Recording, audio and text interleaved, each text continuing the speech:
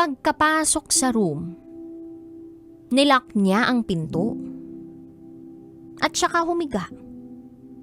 Ako naman umupo lang sa kama. Tas nag-cellphone. Sabi niya, kailangan ko raw matulog. Pagkatapos ng ilang minuto, naramdaman ko na lang na palapit siya sa akin.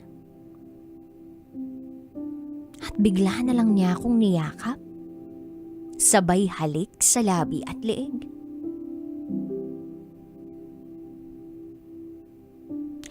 Nagpumiglas ako. Hanggang sa parang pakiramdam ko nagiging agresibo na siya. Para bang sabik na sabik siya sa akin, pero ang sabi ko, Ling, sandali, di ba sabi ko sa'yo may boyfriend ako, ba't mo to ginagawa sa akin?